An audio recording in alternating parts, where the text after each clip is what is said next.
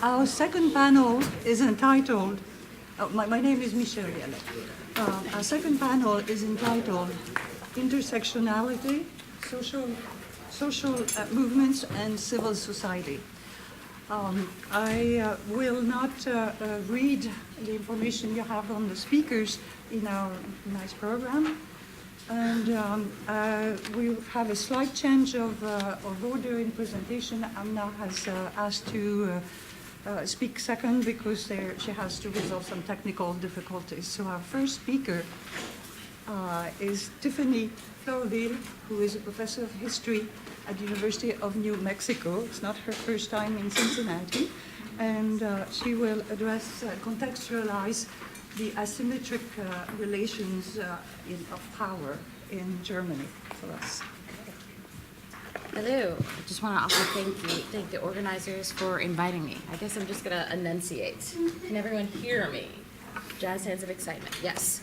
Okay. So I should preface that I'm a historian and that I'm looking at sort of social movements, sort of diasporic mobilization in Germany in the post-1945 period, namely in the 80s and 90s, and sort of this sort of conscious effort of sort of Black Germans / Afro-Germans to seek recognition in Germany as a whole and sort of challenging racist practices and symbols and institutions. So, without further ado, okay. In European Others, Queering Ethnicity in Post-National Europe, Black German US-based scholar Fatima El-Taeb maintains that queer signifies a verb, describing a practice of identity deconstruction that results in a new type of diasporic consciousness, neither grounded in ethnic identifications nor referencing a however mythical homeland. Instead, using the tension of living supposedly exclusive identities and transforming it into a creative potential, building a community based on the shared experiences of multiple contradictory positionalities. Here, El-Taeb recognizes queer as a practice of affiliation and connection, in which identity is unstable, strategic, shifting, and always performative.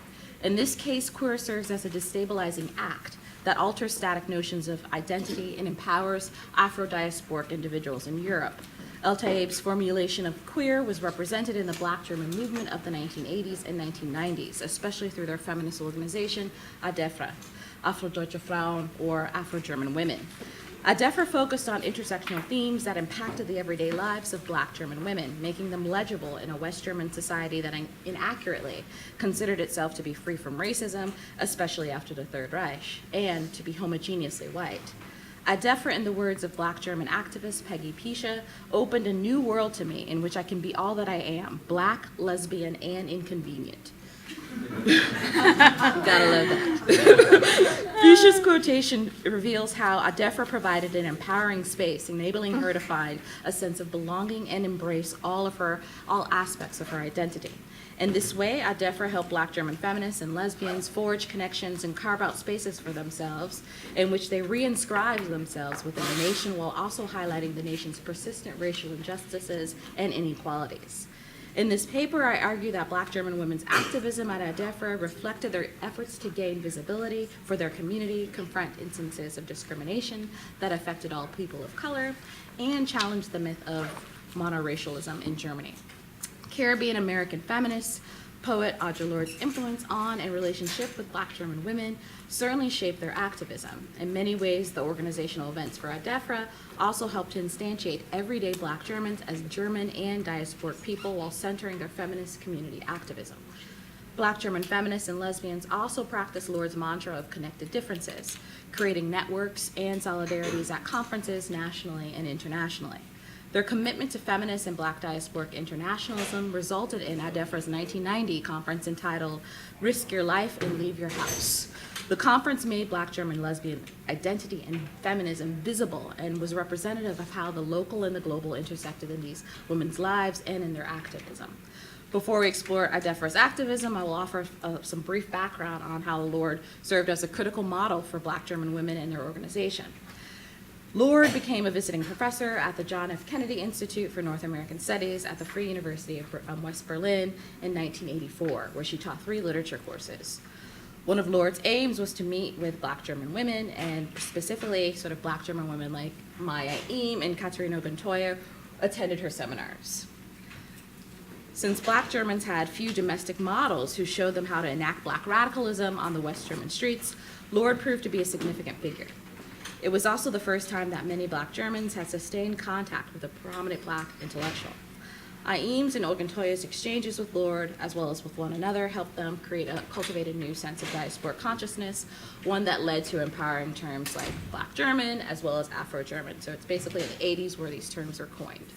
And these particular labels and terms were in opposition to prominent sort of derogatory terms, and that were in existence in the post-45 period. So oftentimes sort of Black German children were labeled, farbige, colored, Besetzungskinder, occupation children, so these are the terms that sort of the Black German movement helped to basically disentangle themselves from. So those the imposition of those labels. As a matter of fact, the Afro-German community is extremely heterogeneous. Oftentimes the numbers are about like 500,000 to 800,000. They're oftentimes the children of African-American GIs and white German women, some sort of French colonial soldiers and white German women, African migrants. So it's a fairly sort of diverse group of diasporic individuals coming together. Some of these individuals were raised by their white German family members. Some were sent to orphanages, some were sent to sort of foster families. So there's also a diverse sort of, there are diverse backgrounds and diverse upbringing in the German context. And the sort of large population of Black Germans they were oftentimes sort of the biracial offspring of African American GIs or African students, etc. Lord made an impression with her books, her seminars, and public readings, as well as with her personal interactions with Black German women. And her impact was extremely clear, especially her sort of feminist intervention, and it was very much a significant aspect within their emerging diasporic movement. Lord encouraged these women in particular to use writing as a form of self-expression and community building. Black German women borrowed and adapted her ideas through their literary productions as well as cultural practices, and of course through the creation of Adefra, which means the woman who has courage in the official language of Ethiopia. From several Afro-German women, Lord represented Black women's internationalism with her exchanges and connections with diverse women from New Zealand to South Africa. And in her, these Black German women saw the embodiment of Black lesbian feminist activism. Black German women, especially lesbian feminists, were basically the ones who helped to jumpstart the Black German movement. And some of these lesbian founders included Katia Kinder, Yasmin Edding, Katharina Oguntoya, Judy Gummich, Eva von Persch, Elke Jank, and a few others. Another Black German feminists leading early efforts were Helga Emda, Ike Hugo Marshall, Ria Cheatham, Marion Kraft, Eleanor Wiedenroth, and some, but not all of these women were lesbians. Several of these women were also involved in feminist and lesbian circles in West Germany, where they often dealt with discrimination. And so they brought their political knowledge from those organizations, and as well as their sort of racist experiences within those organizations, to the Black German movement. And given these experiences, they recognized the necessity of having their own liberating and safe spaces in a majority white West German society that simultaneously ignored and othered them. Adefra co-founder Katia Kinder observed that in the early 1980s, Black feminist activists were non-existent in mainstream German society. And it's exactly this fact that provided an opportunity to occupy a new space and break down the often quoted symbolic order, piece by piece. As a result, Adefra chapters sprang up in Bremen, Berlin, Hamburg, and other cities. But Munich, sort of the Munich chapter, really emerges as one of the most active chapters. Excuse me, the allergies are woohoo. Maintaining a Black internationalist perspective, Black German women also created a journal entitled Afriketa that featured essays, poetry work, artwork, and conference reports about local, international, as well as national events. The journal functioned as a form of intellectual activism, and here I'm of course borrowing Patricia Hill Collins' formulation of this, in which they shared knowledge about the organization, their everyday experiences, as well as sort of cultural and political events. Adefra activists consciously positioned themselves within transnational diasporic and feminist communities and used those communities as a foundation for their writing, self-narration, and self-styling. Afro-German women also solidified ties with, to to Africa, especially since Africetta was known as a trickster figure drawn from West African mythology. So they're consciously rooting themselves and connecting themselves to the diaspora in the label of Adefra, the title, as well as sort of the label of Africetta. Therefore, from the onset, Adefra and Africetta constituted a feminist and queer Black diasporic project that allowed various Afro-German women, including heteros or heterosexual women, to participate and articulate their identities, blending both their feminist, queer, and diasporic sensibilities. According to Ekpenyong Ani, an Afro-Adefra activist, there were also concerns about the sexual orientation of Adefra. Ani stated that the theme of sexual orientation, especially whether Adefra was a woman or a lesbian association, remained a huge question at all times. I can only say that the lesbians at Adefra were always more mobilized because in a certain way the focus was clear. If you concentrate on women and want to work together with them, then of course you'll find a lot of lesbians. Black German women in Adefra stressed, Black German women in Adefra stressed how the intertwining of the diaspora, feminism, and queerness would strengthen and encourage self-awareness, self-determination, and self-organization of Black women. Local Adefra chapters help Afro-German women really engage in this politics of intersectionality and engender a sense of community as well as fictive kinship with their fellow compatriots. And this is particularly important because sort of Black German women, Black German men in particular, were oftentimes isolated in sort of predominantly white neighborhoods. So this is really a conscious effort to connect with Blackness and to make that Blackness visible in a landscape that's overwhelmingly white and doesn't want to say that they're white, but they're white. So, Adefra provided Black German women with a safe space that offered them acceptance and recognition. These activists promoted inclusivity and openness, although tensions did exist amongst members. And so you have issues of colorism emerging at the earlier meetings of Adefra, in which are like, you look white, are you really Black German? And then sort of women engaging in, some heavy lifting in terms of like calling in and calling out. And so I think that's part of the process of social movements more broadly, that these tensions coexist. There's not, yes, we can like kumbaya and come together, but there's also some dirty work that's taking place. These women were also involved in ISD, so Initiative Schwarze Deutsche, or the Initiative of Black Germans. And these Adefra activists helped to plan national meetings. ISD also held annual Black History Months in Berlin. And so Adefra activists were involved in organizational events, planning seminars, performing in theater performances. So there's a broad engagement across the board. And what's important about sort of these events and sort of this establishment of ISD, Adefra, is that they also really situate Blackness as a when and where. And I'm sort of borrowing from Michelle Wright's notion of space-time, so that Blackness in the post-45 period is really rooted in a where and a what, sort of really challenging these sort of linear notions of time and really challenging what space can mean for racial organizing and for racial mobilization. So I find Michelle Wright's work is really amazing, and she's also quite nice. So that helps. So moreover, Adefra activists like Helga Emde participated in International Women's Congress that took place in Frankfurt in 1989. Adefra feminists are also organizing lectures at the first annual Berlin Lesbian Week, so Berliner Lesbienwochen, so LWs, that occurred in 1985. And they also provided seminars and lectures at subsequent LWs from like 1986 to like 1993. And at these events, they exchanged with white, Jewish, and German minority lesbians and engaged in frank discussions about everyday racism in the lesbian movement and German society as a whole. The events also included international participants, so like lesbians from Canada, from the UK, also were prominent and present at these events.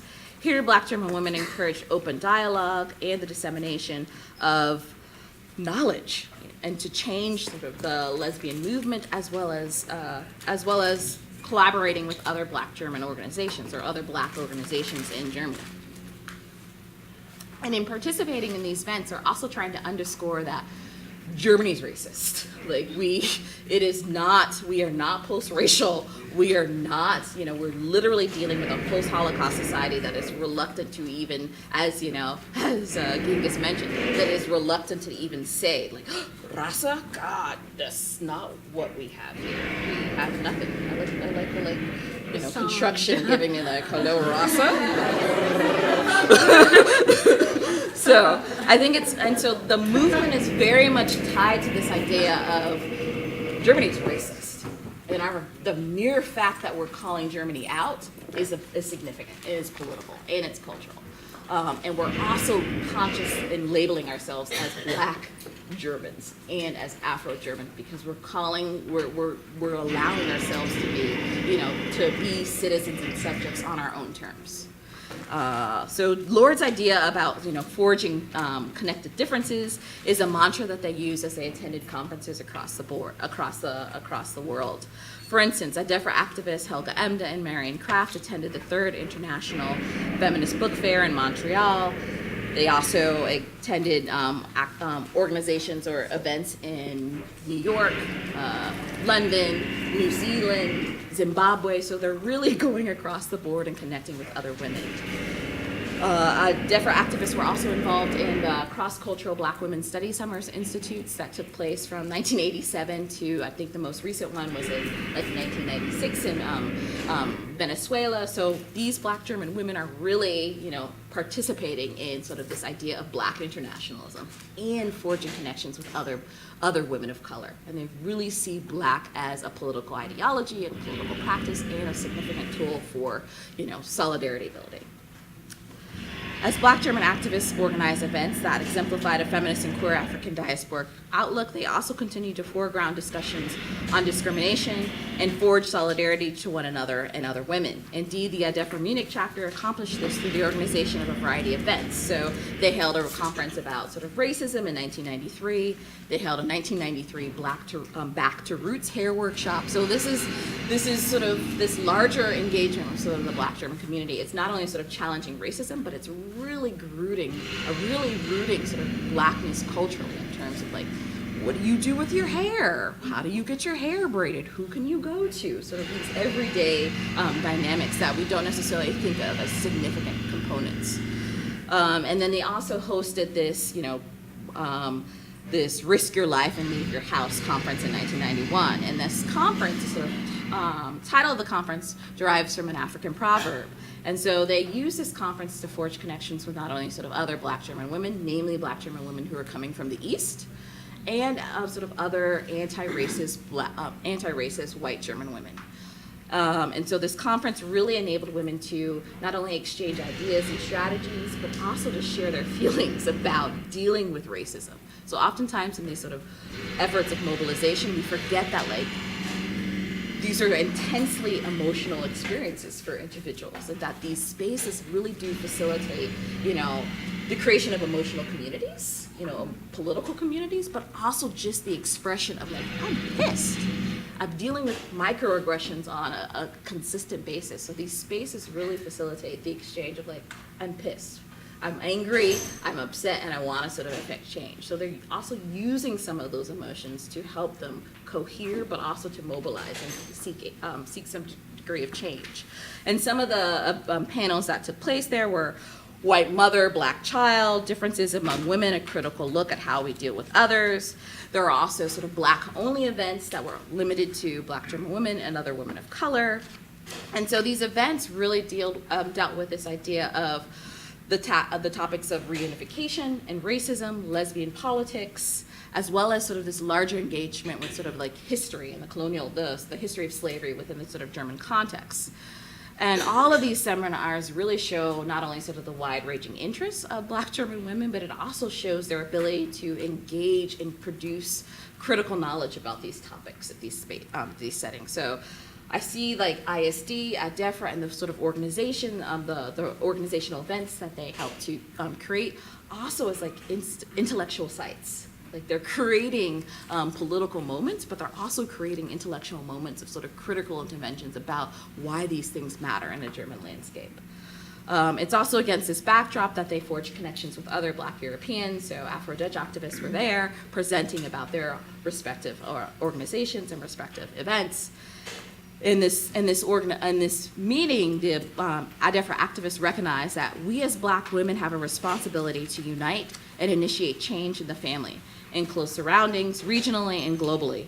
We have the responsibility to survive politically, culturally, and economically. As women, we cannot think about our immediate space, but we must look after our global community. Our commitment must be 100%.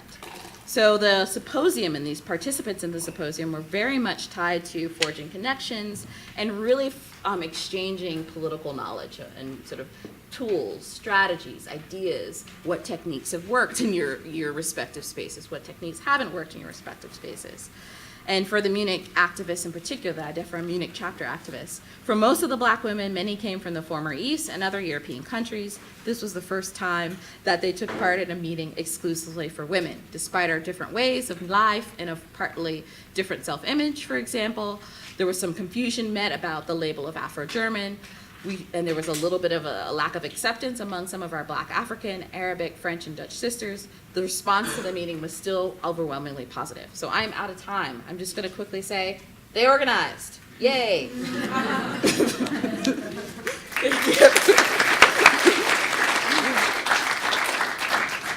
Thank you very much for your engaging presentation also of international and transatlantic activism by ADEFRA.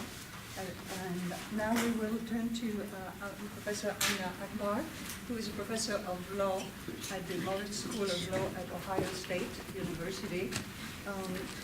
Intersectionality was first defined by a lawyer, by Kimberly Crenshaw, and I think we're going to really enjoy your new project and visions. Thank you. Yeah, I'm going to stand at the at the podium just because I think it'll be easier with the PowerPoint.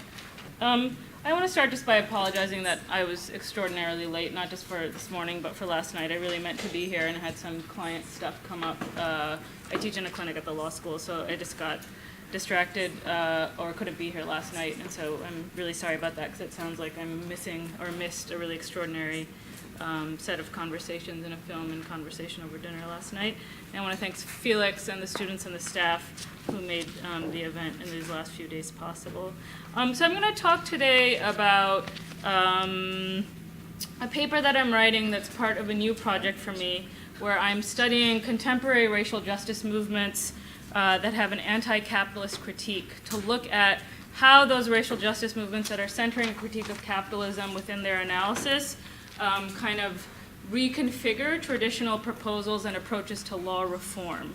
And so this particular paper, Toward a Radical Imagination of Law, is about the criminal law reform project of the Movement for Black Lives, how it reorients the problem with criminal law and policing, and how, as a result, it advances a distinct agenda for reform. And specifically, the mechanic of the paper is to compare the Vision for Black Lives, which is the policy document of that movement, with the DOJ's Baltimore and Ferguson reports. With the Vision standing in for a radical approach to law reform, committed to racial justice, skeptical of capitalism and the role of law in propping it up, and the DOJ standing in for a robust representation of liberal law reform projects at their best. And so, to put it in the language of the conference, you can, I would say, in a sense, what I'm going to try to do is forward a little bit about the Movement for Black Lives and its account of racial inequality. So the background of the Movement for Black Lives. Of course, movements are cyclical and kind of come and go in intensity and number.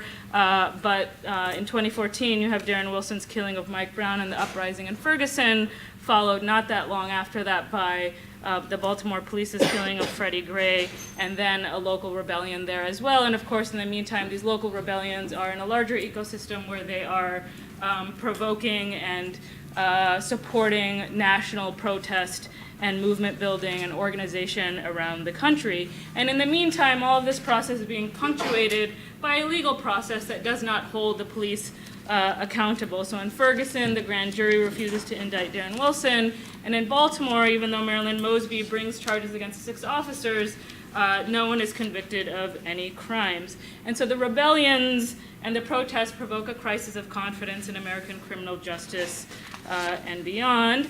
And in part, in response to that, the DOJ investigates. They refuse to bring civil rights charges against the police officers, but they launch what are known as pattern and practice investigations into the police departments in Baltimore and Ferguson.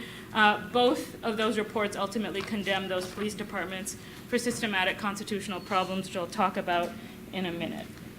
And then in the meantime, the movement grows, right, between 2014 and until the election, and the movement is ongoing, but the paper's kind of focused on that moment.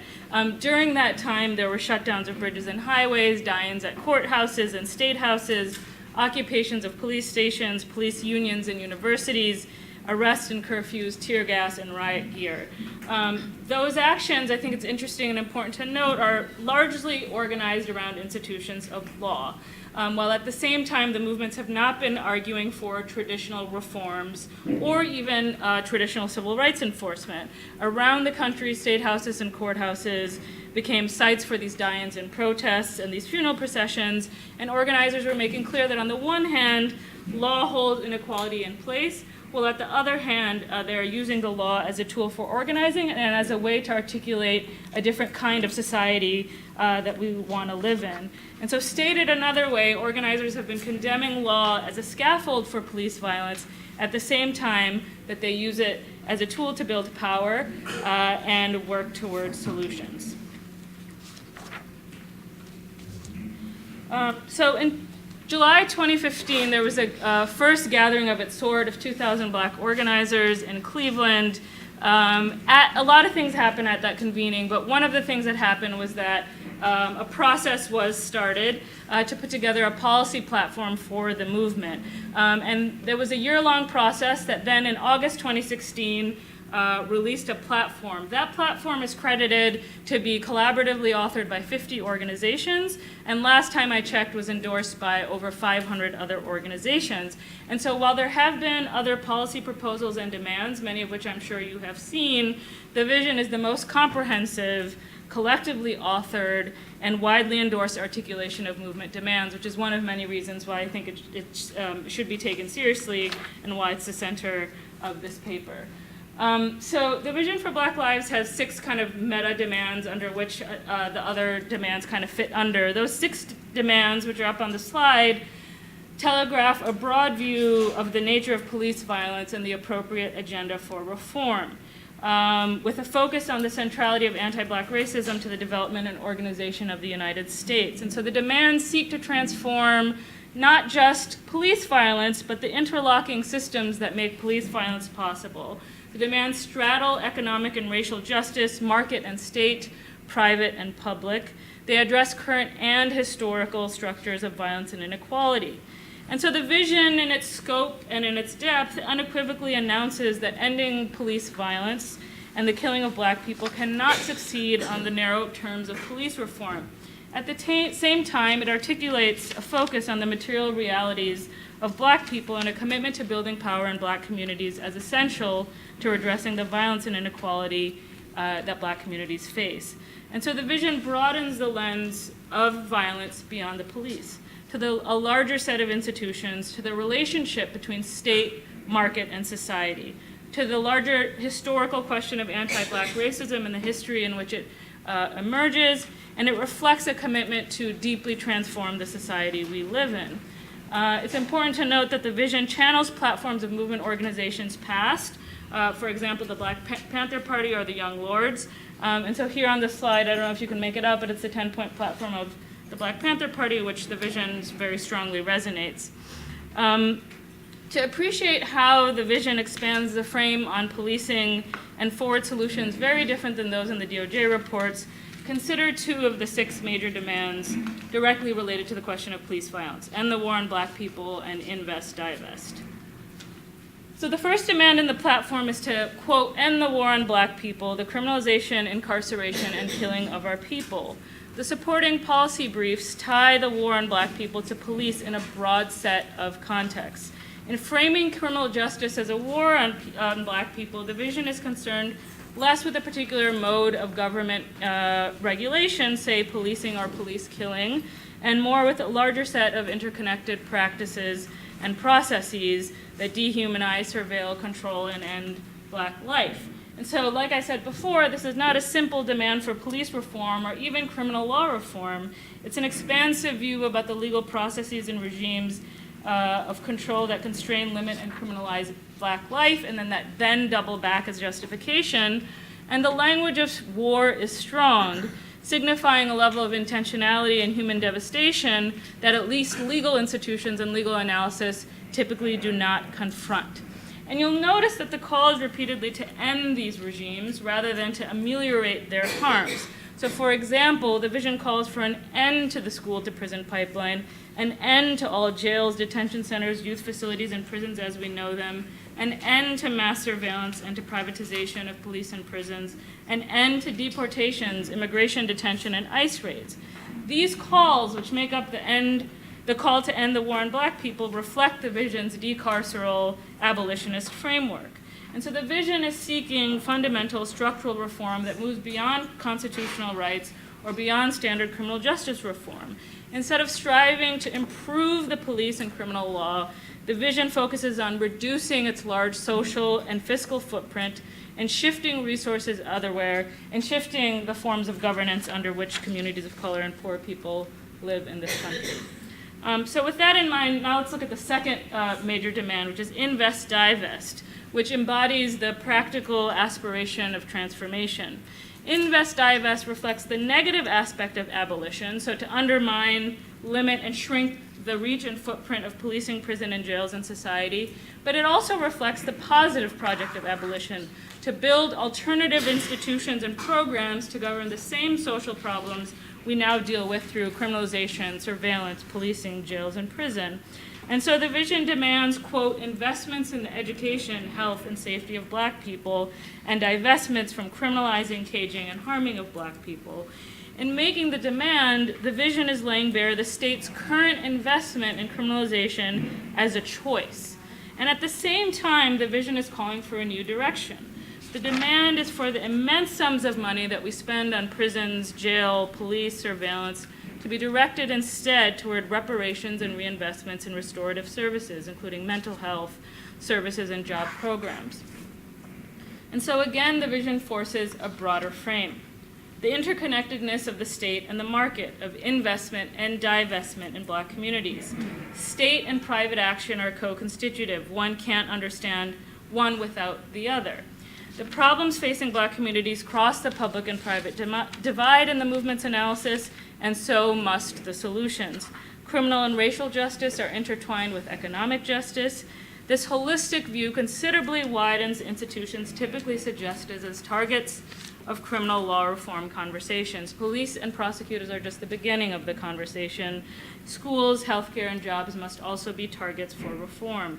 Otherwise, the reforms will not translate into meaningful difference in the lived realities of Black communities.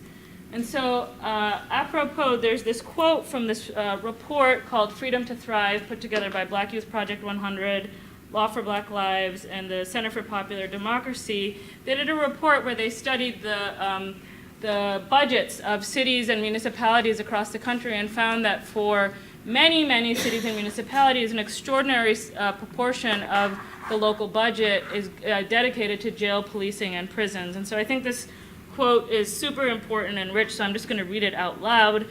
Over the last 30 years, the U.S. has dramatically increased its investment in policing and incarceration, while drastically cutting investments in basic infrastructure and slowing investment in social safety net programs. Elected officials have stripped funds from mental health services, housing subsidies, youth programs, and food benefits programs, while pouring money into police forces, military-grade weapons, high-end surveillance, jails, and prisons. These investment choices have devastated Black and brown low-income communities. Moreover, the choice to invest in punitive systems instead of stabilizing and nourishing ones does not make our communities safer. Study after study shows that a living wage, access to holistic health services and treatment, educational opportunity, and stable housing are more successful in reducing crime than more police or prisons. And for the lawyers and law students in the room in particular, I hope from looking at this quote you kind of see how deeply transformative this approach is to how we think about law reform than in traditional legal approaches. And so with that, now that you have a flavor of the vision, I want to just remind you briefly about the DOJ reports and their findings. So one of the striking things, and one of the reasons why I ended up making this comparison between the vision and the DOJ reports, is precisely when I finally made the time to dig in and read the DOJ reports carefully, is that their documentation of the problems in the Ferguson and Baltimore police departments are actually remarkably convergent in some sense with the movement's analysis, and definitely much more so than in most legal institutions. So the reports document that both police departments treat black residents, especially those living in predominantly black areas, less responsibly and with more impunity and brutality than wealthier white residents.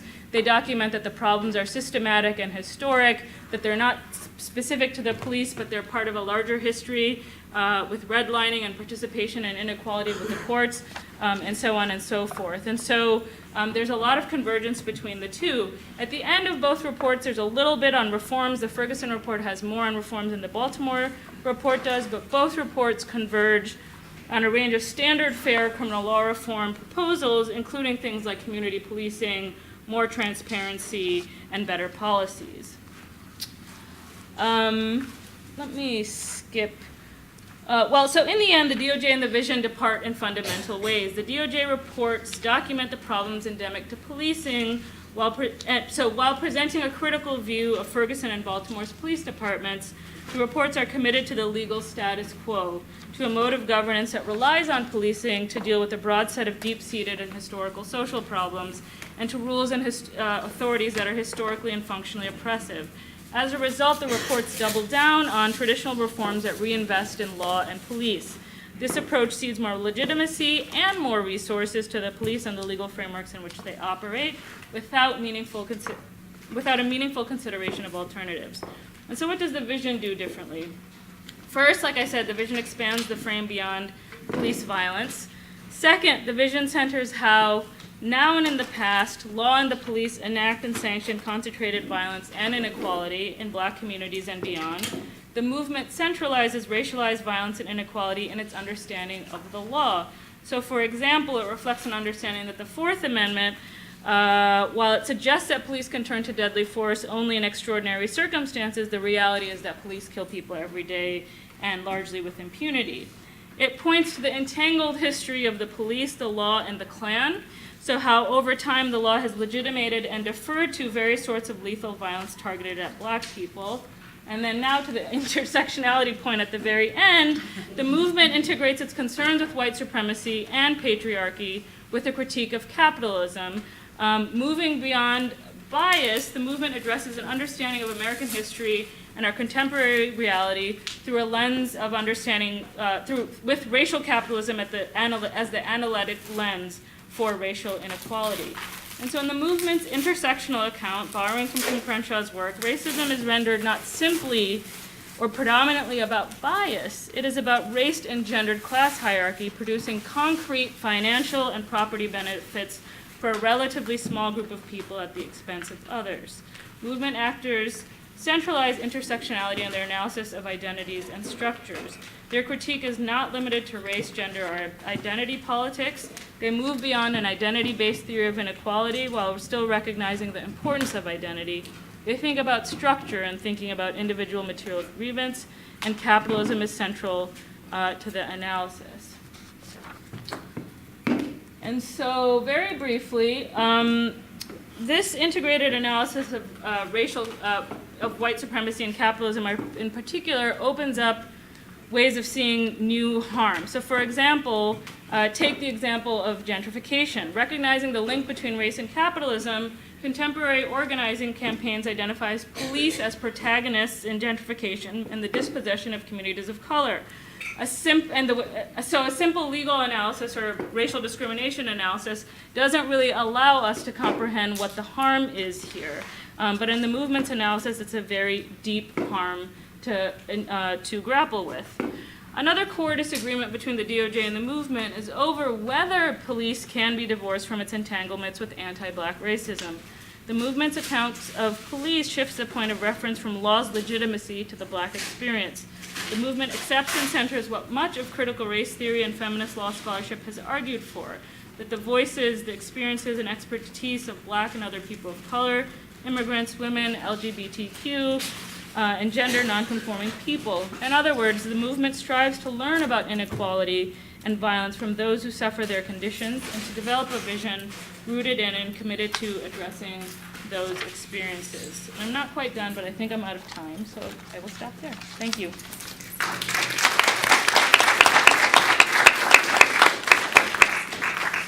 Thank you very much. After this examination of the law controversy, we will turn to research and academic setting, and we will welcome Angela Bois, who is a professor of Romani Studies, and she's a director of the graduate program at Central European University in Budapest. Yeah, thank you so much.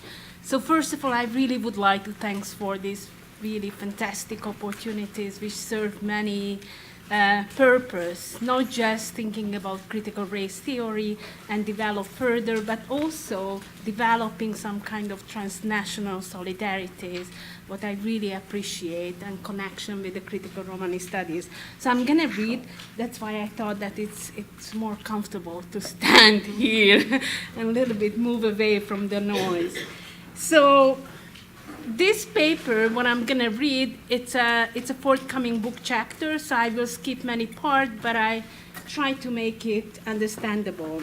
So this paper is an attempt to demonstrate that how Romani feminists are shaping and maintaining the content of critical Romani studies by transgressing the constructed binary between activism and scholarship. By doing that, they are dismantling the intersecting dynamics between racism and sexism through candid confession by Romani women scholars. Their claims challenge the academic epistemology to accommodate a new kind of knowledge production where different knowledge sources and locations are connected and recognized.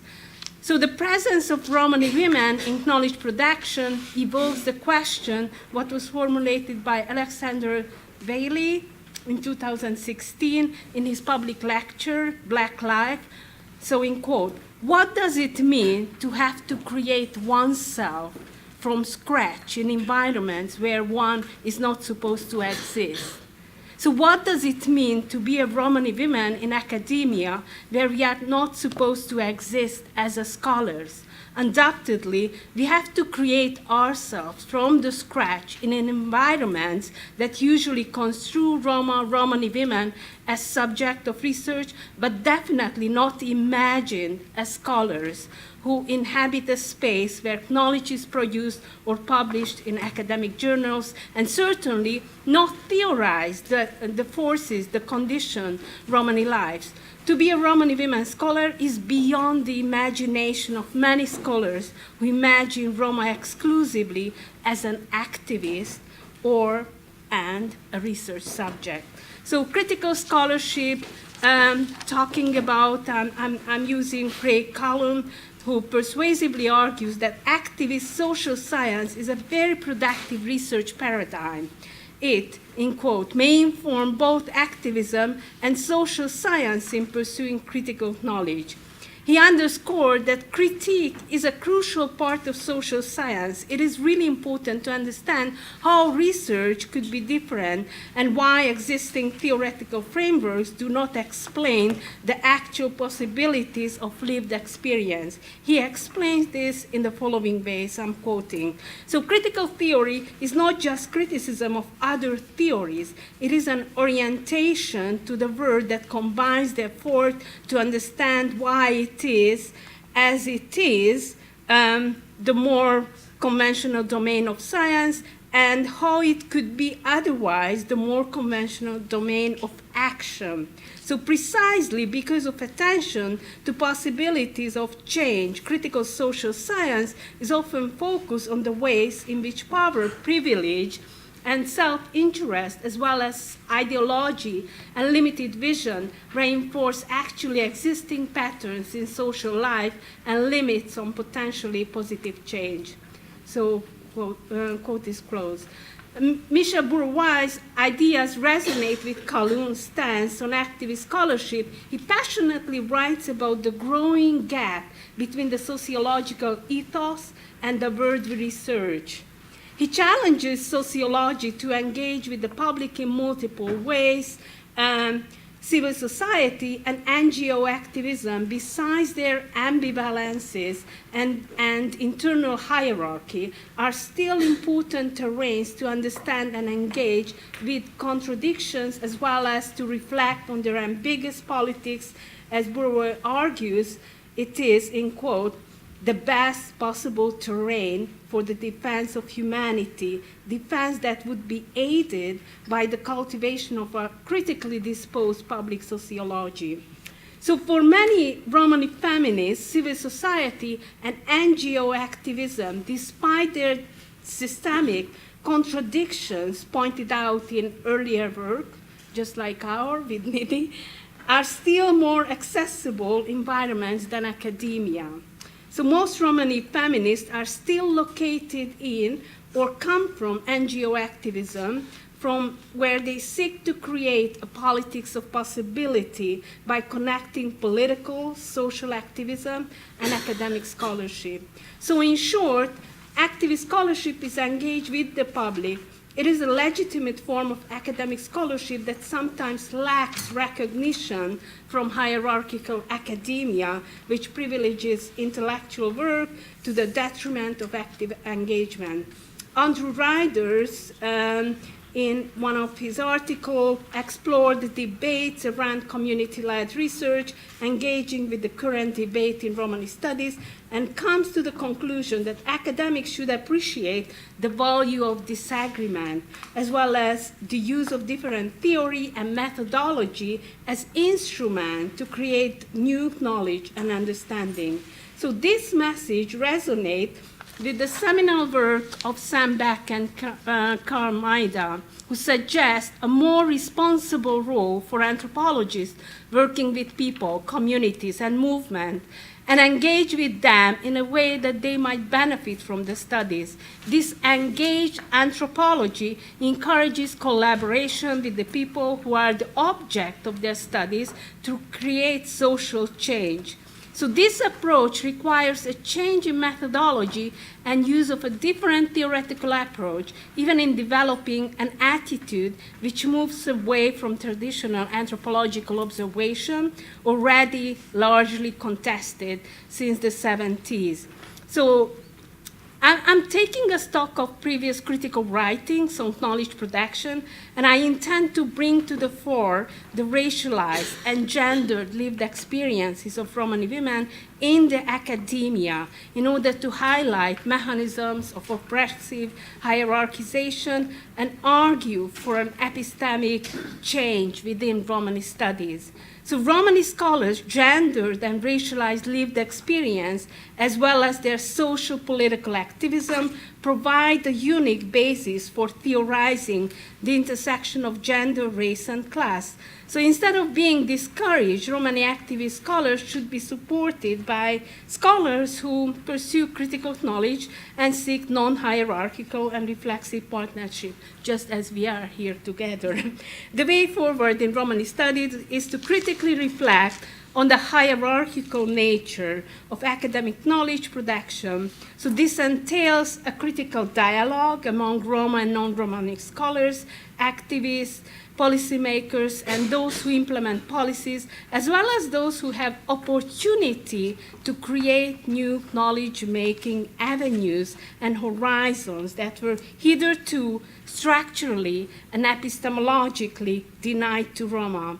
So these changes will help us liberate our imagination and see Roma as equal partners in knowledge production, instead of Roma being objectified as the other and used as informants solely to enhance knowledge production by non-Roma in hierarchical, non-egalitarian ways and to advance their careers. Too often, Roma still feature as an ethnographic spectacle instead of Roma activist scholarship being recognized as an important contribution in its own right, by which academics may work with Roma communities in determining their own future. So eventually, this move will be contested, but I believe it will gradually decolonize Romani studies as well as challenge the structural conditions of intersectional racism and sexism and classism, which constantly reproduce and perpetuate existing racial and gender hierarchies and inequalities. So I'm going to make a big move right now, and I would like to talk about race as a practical question.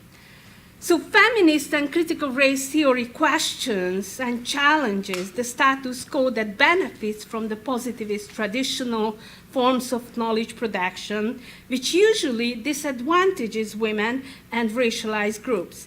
And this is a reflection which has not yet pervaded Romani studies thoroughly.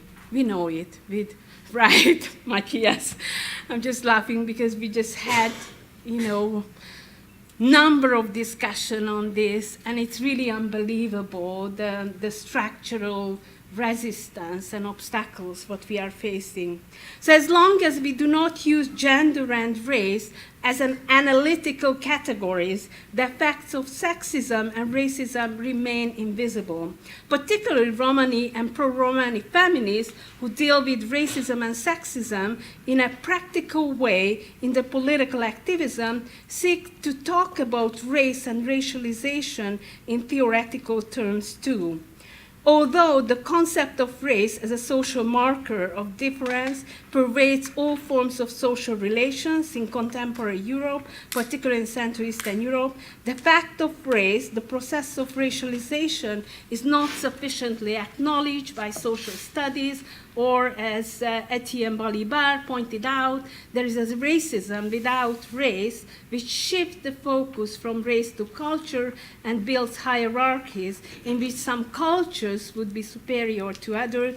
The fact that Romani studies prefer to use ethnicity over race and racialization, racialized minority, those obscures systemic institutional racism, including in the knowledge production, stemming from Romani studies itself as well. So race is a practical issue to me too. I had to come to United States to clarify my understanding of European Roma racism and my place within the feminist paradigm where the personal is political. So one segment of my racialized experience in an academic context is similar to what W.E.B. Du Bois experienced in Germany between 1892 94 as a black scholar from the US. For Du Bois, race and racialization is not just theoretical, but also a practical question that happens in everyday life. It is a lived experience. As the first black sociologist, Du Bois obtained his second bachelor degree from Harvard University before traveling to Berlin. According to his biography, Germany was the first place in his life where his blackness was not the most important and relevant thing about him. So the white Germans perceived him as a young American, Harvard-educated bourgeois. So it was a very liberating period in his young life because race did not define him and was not an obstacle to interacting with people. He described this experience as, in quote, "I become more human." So when Anthony Appiah explores the impressive life of Du Bois and discusses his German experience, in that period, Germany was not free from racial prejudice, but targeted a different racialized groups such as Jews as well as Roma. Du Bois had to learn how to interact with people in a place where his race did not matter. He came to realize that it's possible to relate racism and racial prejudice in a different way.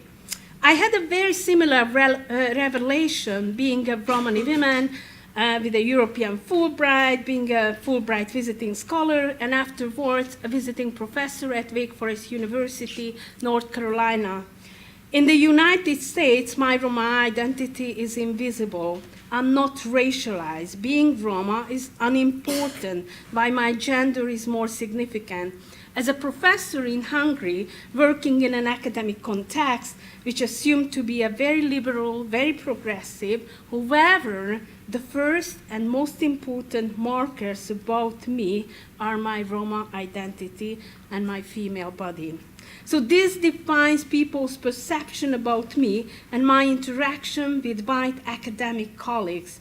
So in the US academic context, there is no need nor urgency to constantly prove my intellectual capacity because I'm perceived as a European, East Central European, with a little strange English accent, right? But still as an intellectual.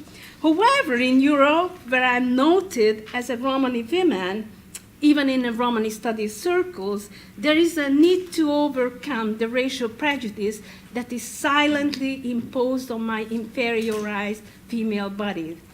It is a challenge for anyone, even with a stellar academic skills, to perform under such a debilitating gaze.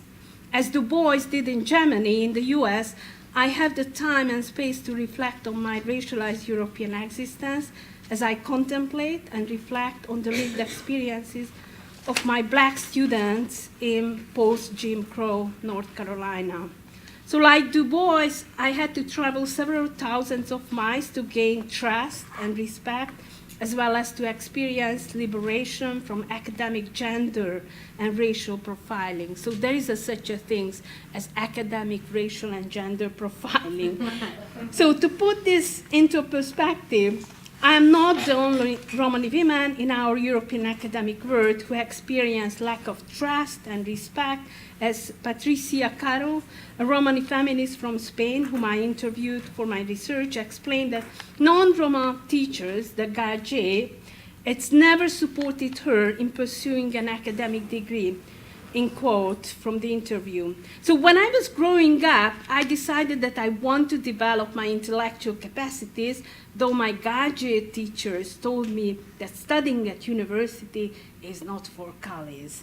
Patricia also talked about later positive encounter with a professor who taught at the university about discrimination against Kalis. It was the first time, as she told, that a professor believed in my abilities and established a human relationship with me.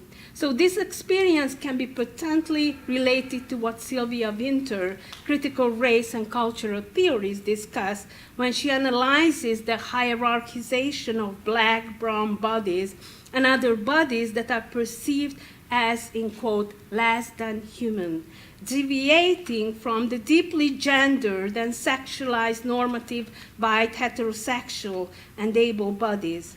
So the racialization of Roma and the ongoing construction through socio-political relations, social and cultural discourses, everyday practices, and economic exploitations, talking about fantastic white capitalism and dispossession of a visible racial identity in a popular culture, are the manifestations of excluding racialized bodies from the category of human.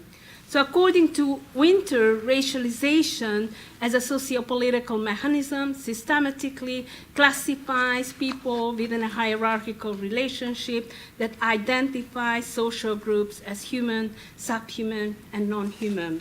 I know that I don't have much time. How many time do I have? 2 minutes. Fantastic.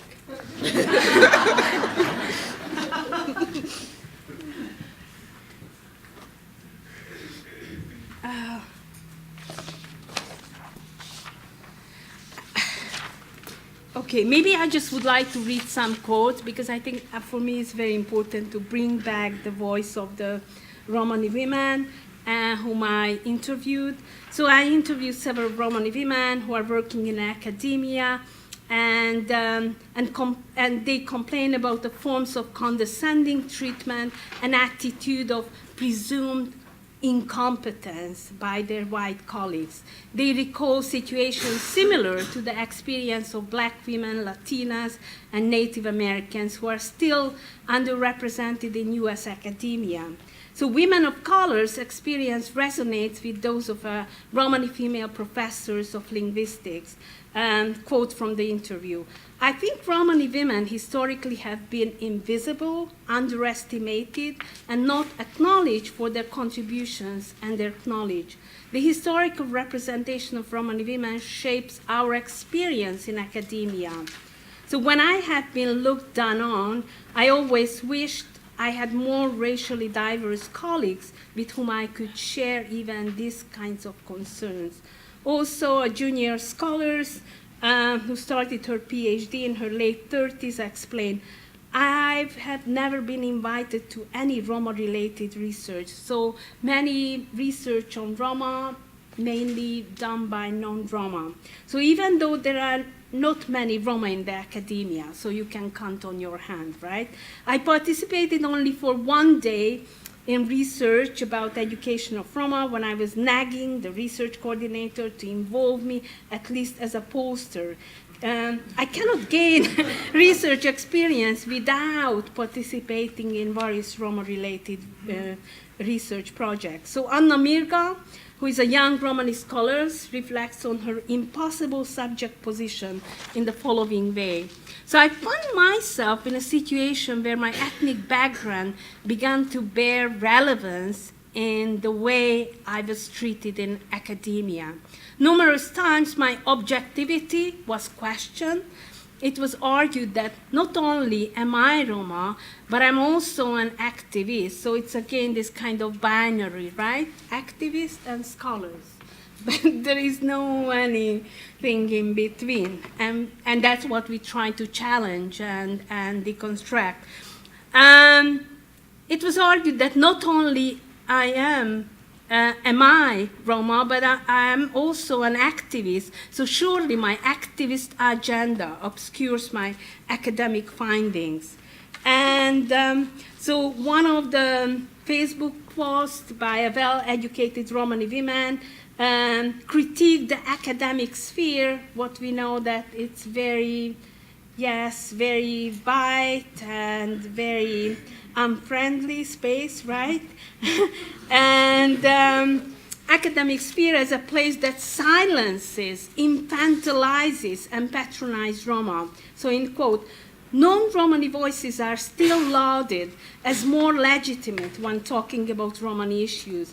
We are still minimized in a way that implies some kind of parent-child relationship that we simply cannot speak up for ourselves or recognize the injustice done to us daily because we are not mature enough as a people."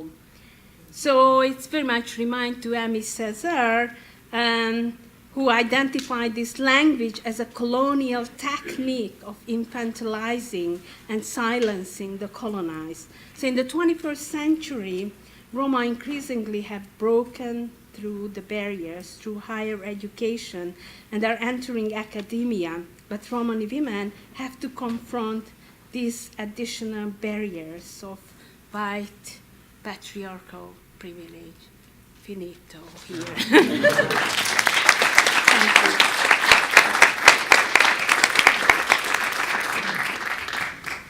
I'd like to open the floor to comments, questions, suggestions.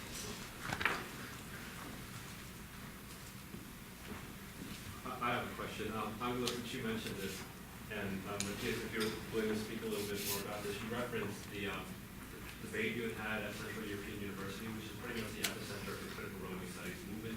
Can you tell us a little bit, to the extent that you're comfortable, not really airing out your dirty laundry, about what those conversations were? Because it's very similar to the pushback we experienced here against critical race theory. Yeah, maybe Matthias is a non-Roma. More objective. No, I'm just kidding, of course.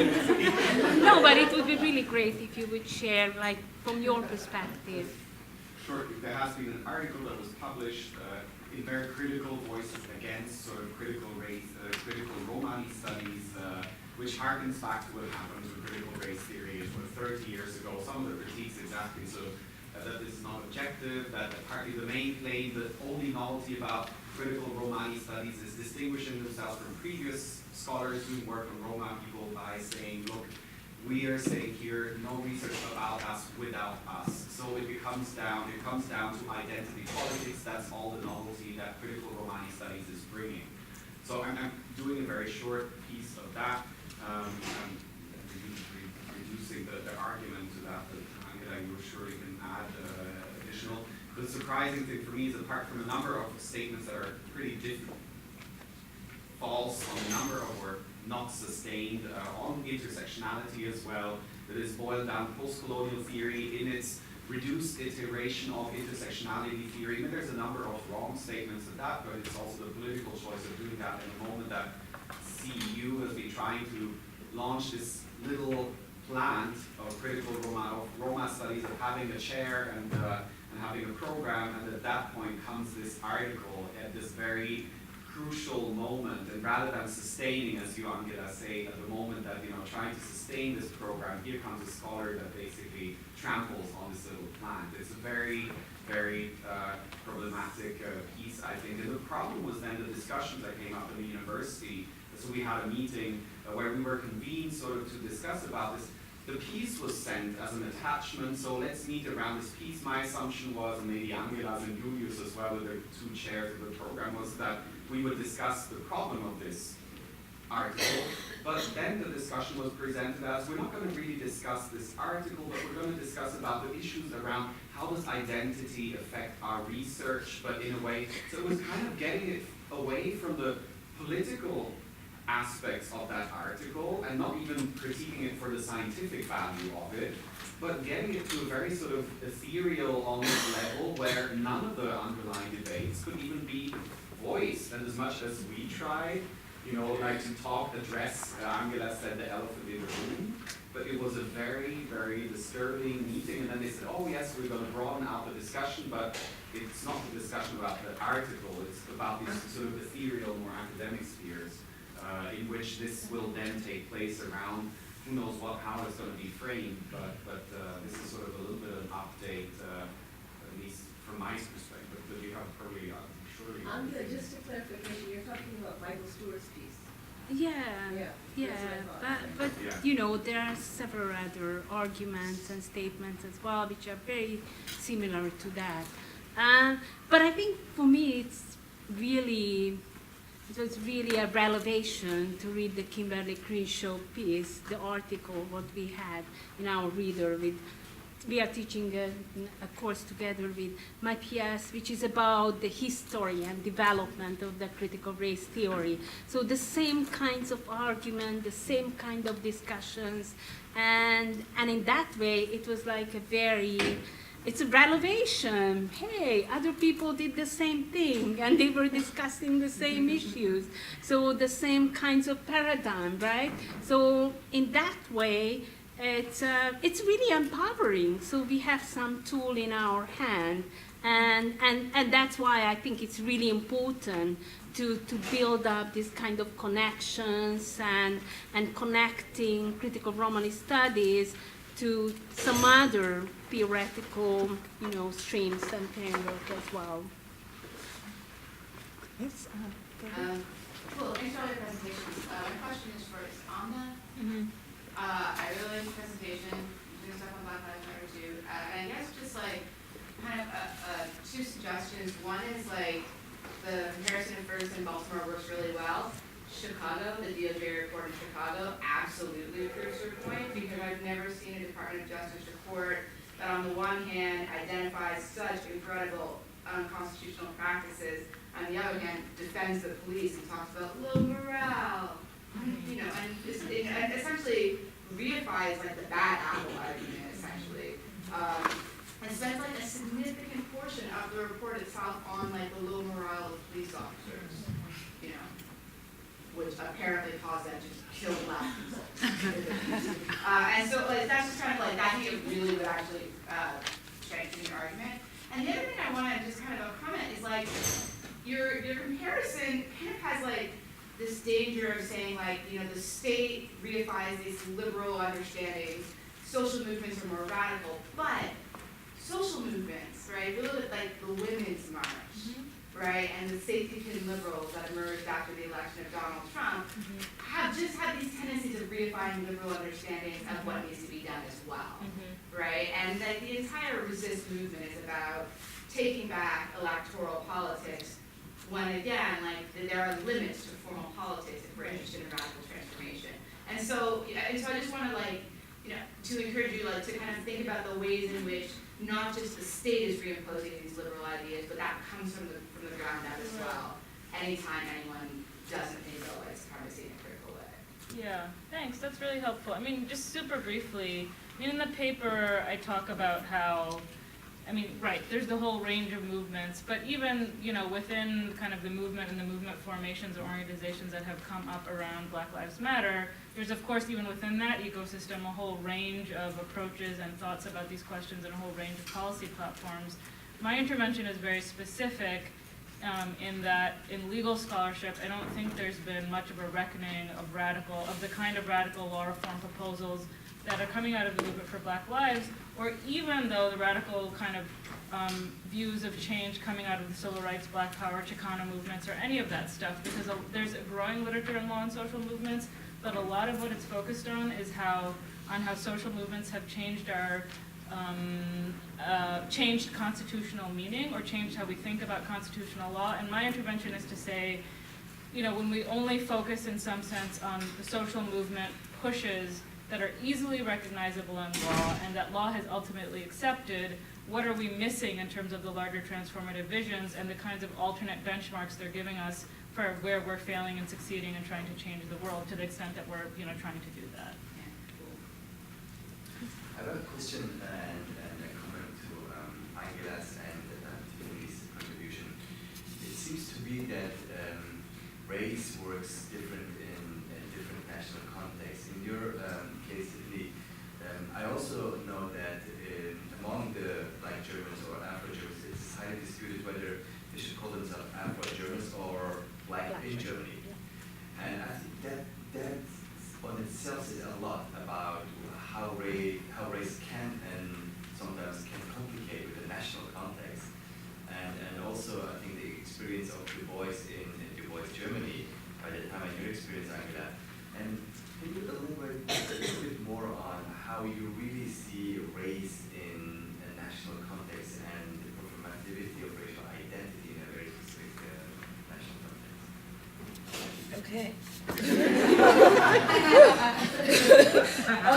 You're absolutely right. So I didn't even get into sort of the name changes of both ISD and ADEFRA. So that in itself reflects this sort of engagement with a larger Black community, not necessarily strictly sort of Black Germans. And I didn't even mention that within the sort of Black German mobilization, there are sort of Asian Germans. So Indian Germans, Turkish Germans, all sort of, you know, organizing and mobilizing with the sort of political identity as Black.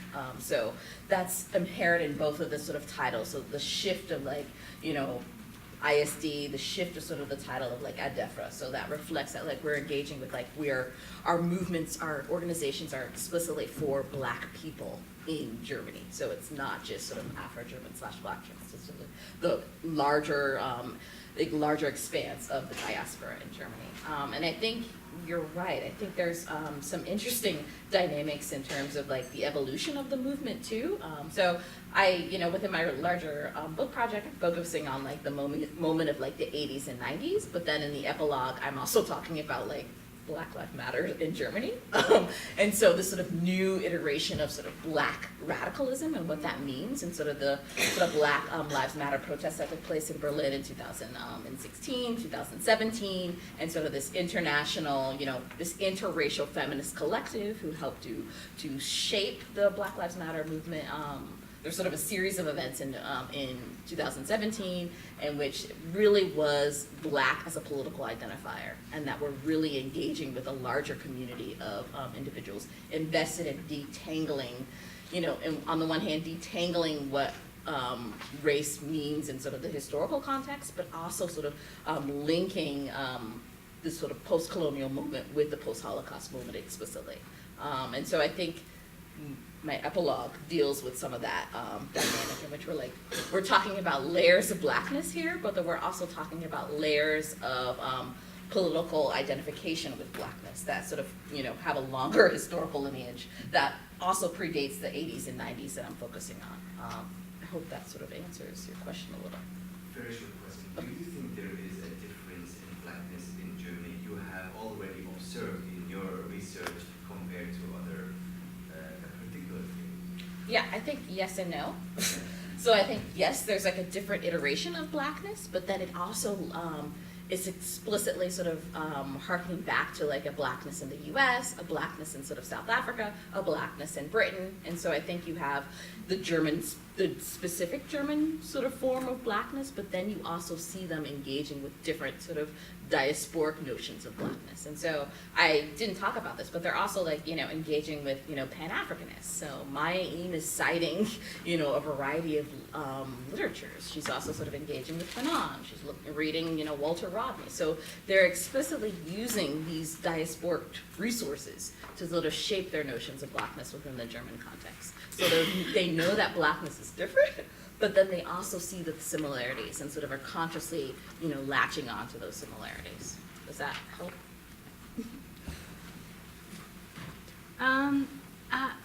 I think today it came up many times that Roma is one of the most racialized group in Europe, right? And how do we see the racial component or the racialization of Roma in a very specific context? You're absolutely right that it's very much, there is a dynamic with the national, local context as well. But one thing what I would like to say that basically if you can see or read the Romani studies, articles, books, so mainly we have two paradigms. So one is that based on identity, so this cultural phenomenon, the cultural specificity, the exoticism, the cultures which are different from the European cultures, so they are very different from us, right? So this kind of otherizing. But there is behind that the racial element as well, because there are certain hierarchization, right, amongst various cultures. One culture is more, is better than the other, right? And the other paradigm is the poverty. So they are poor, marginalized,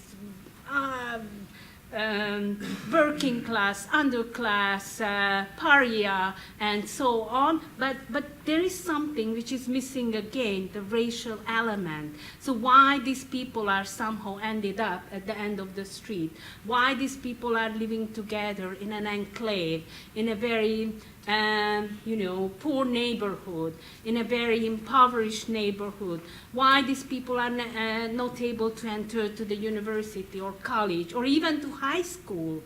And why they are, all these kinds of issues are explained either culture or poverty, because they are poor and there is a legacy, blah, blah, blah. So the racial element is invisible or implicit in this kind of discourses. So the inferiority, what we heard even in the academia as well, there is this presumed incompetencies, right? So they are more stupid and they're gonna dilute the academic rigorness and what's gonna happen with us.